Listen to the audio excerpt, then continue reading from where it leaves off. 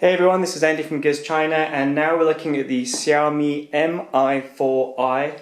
This is the first Xiaomi device that Xiaomi launched outside of China first, and it's still not available in China. It first appeared in India, now it's available in Hong Kong and Taiwan and a few other places around the world.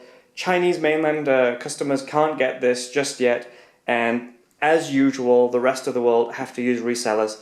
For this, we used unibody, so unibody sent this to us. So let's take a look at this Mi4i. Let's open up the box. There we go. So just your standard Xiaomi box. It's a recycled cardboard finish. And there's the Mi4i in the packaging. It's a 5-inch phone. But we'll take a look at the specs in a moment.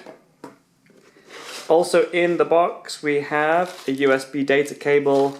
We've got a Chinese plug there. So you need an adapter for EU plugs. Anything else? Instruction manual in here,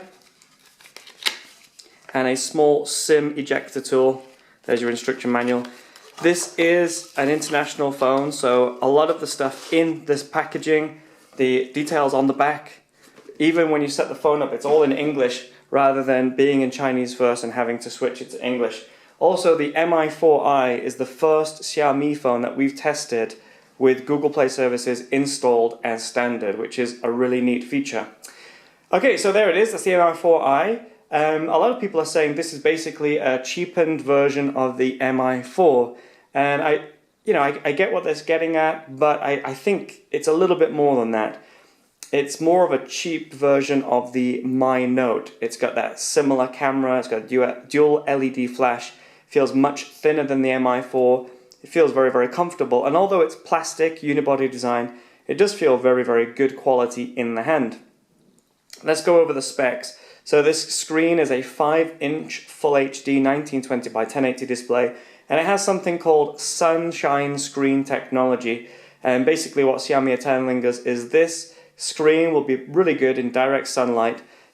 Being as this is designed for the India market, Malaysia market, generally countries with a lot of sunshine, that's a neat little feature to be adding to that. That said though, taking it outside in the sun and using it next to, say, my Mi Note or any other decent high-end Android Chinese phone, I haven't really noticed much of a difference. It's not a bad screen, it's fine, but it's not something that blows me away when I look at it in direct sunlight. In here we've got 2 GB of RAM, we've got a Snapdragon 615 octa-core processor, and it's the 2nd generation Snapdragon 615 in here, so it's slightly more powerful. On the rear we've got a 13 megapixel camera, dual LED flash, got a speaker across the back. The battery inside here is something like 3150 mAh. I will need to double check that, but it's a built-in battery, it can't be removed.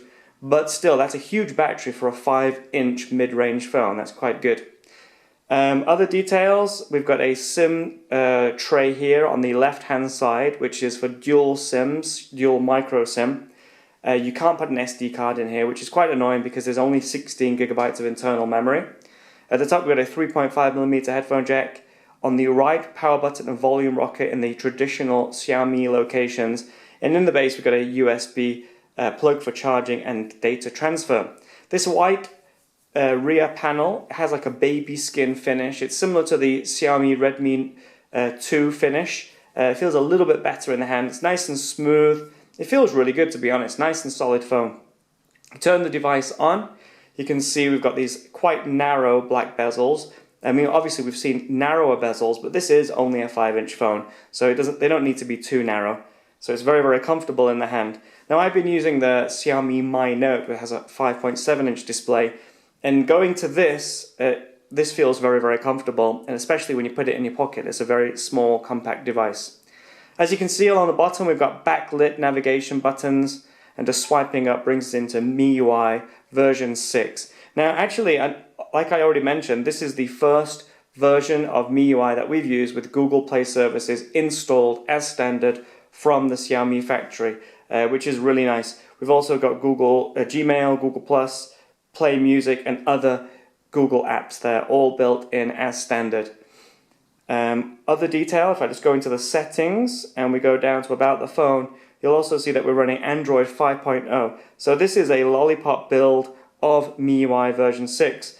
which again, when you compare it to the Mi Note, this is a higher version of Android, even though it's a mid-range phone. So there are some nice features for this phone. Overall though, if you're used to a Xiaomi device with MIUI 6, you're not going to find much difference. If you're going from a Redmi to this, you'll find that there are a few extra features. For example, in the camera application, you have a few more features. But if you're going from the Mi Note down to this, you'll see that there are a few less features in here too. The camera on the phone is pretty good. It's quite fast. That's with the flash on. If I just turn the flash off, you can see that it's quite quick. Really fast, snapping away and saving. Basically, as soon as you've taken your finger off, it's ready to take another one. It's a very, very fast camera, and the photos are rather good. Again, the camera is the same sensor as the Mi Note, but the optics are a little bit different. So performance isn't quite as good, but it isn't a letdown either. Overall, it's a really, really nice, well-made, mid-range phone. If you can get it at a good price, I would recommend it. And personally, even though this is slightly lower specification with the Snapdragon 615, and it is a plastic body compared to the Mi4, I personally prefer this to the Mi4. Not everyone's going to agree with me on this, but I do prefer this newer phone. One thing to look out for, and something that I have noticed, it does overheat a little bit. Now, Xiaomi apparently have given an update for this.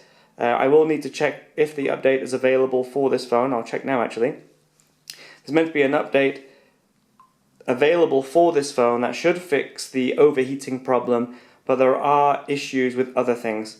There we go, yeah, there's an update there. So I'm going to install that update in a moment. I'm going to check whether that fixes the overheating and also see what else it brings to the phone.